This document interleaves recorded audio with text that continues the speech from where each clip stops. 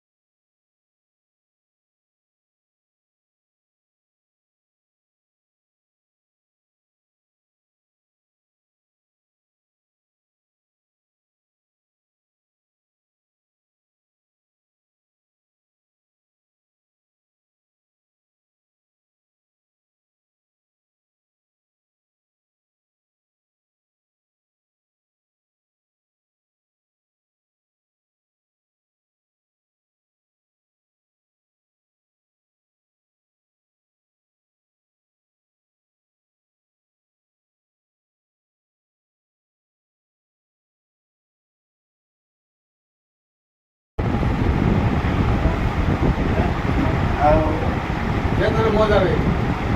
અંધ તોડિયા પાંદડા વાળા આકડેથી ભાગ છૂટી ભાગ બોલી ગામડામાં દિયા આગ ભાગ છૂટ્યા સી ધમસાલા બચુટા પર નાક જાણે છૂટા આસમાન કેતા છૂટે જમીતા તળા ભાળા ત્રેક વાળા પડે તળાવે જગ્યા પાંડવાળા રંગી ગળે રંગ તળાપુર ઉગડા ઉઠે વાય વાદળા અનવર પડે પડે તાળી બંદૂકાળી રંગિયા રણ તુર રણકી જીંદવારો રણકી મામલા સુરા કરે માર માર.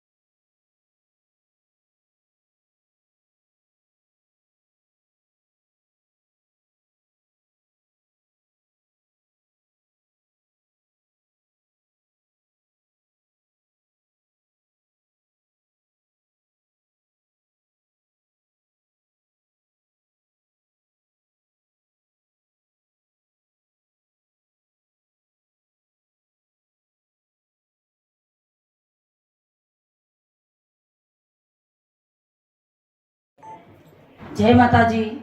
આજ રોજ બોટાદથી આવેલા સામતભાઈ જેબલિયા સમક્ષ કરણી સેના, રાજપૂત સમાજ, કાઠી સમાજ તથા સમગ્ર ગૌરક્ષક સમાજ બધાયનું ખરા દિલથી હું આભાર માનું છું. એ બધાય અહીંયા મારા ઘેરે આવી અને મારું સન્માન કર્યું એ બદલ બધાયનો ખરા દિલથી આભાર માનું છું. જય માતાજી, જય માતાજી.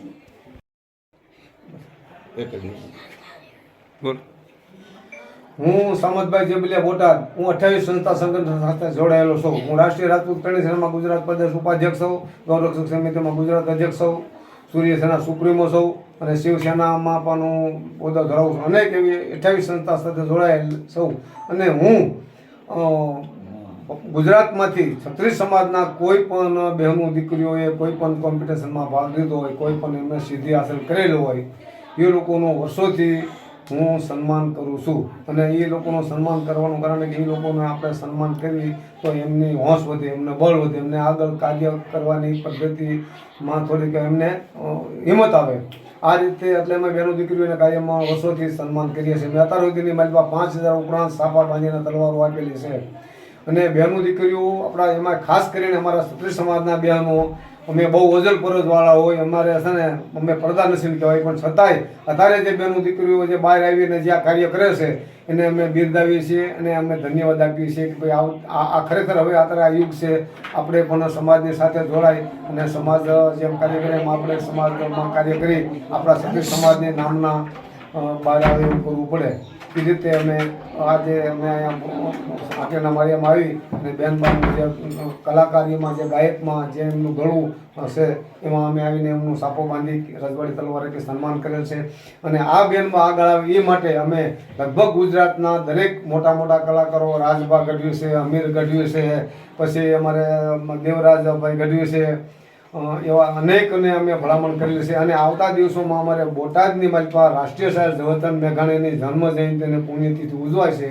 એ જન્મ જયંતિ અને પુણ્યતિથિ નિમિત્તે અમે બેનબાને પ્રથમ સ્ટેજ માથે બેહાડી અને એમના હસ્તક અમે કસુંબીનો રંગ મેઘાણી વંદનાનો કાર્યક્રમ આવતા દિવસોમાં યોજીશું. ત્યારે બેનબાને આમંત્રણ આપી અને ત્યાં એમને સન્માન કરશું. માળિયા મુકામે અમારા સમાજના ગાયક બેન છે વિકાબા સિસોદિયાને સન્માન કરવા માટે સમસ્ત કાઠી સમાજના રાષ્ટ્રીય મંત્રી, કરણી સેનાના મંત્રી, મોટા એમ કહું તો ગૌરક્ષક, જેમને અનેક જાતની પ્રતિભા છે અને ખૂબ જ સેવાકીય પ્રવૃત્તિ કરે છે એવા સામતભાઈ જેબલિયા અમારે ત્યાં પધારી અમારે આ બેનનું જે સન્માન કર્યું છે એ બદલ એમનો ખૂબ ખૂબ આભાર.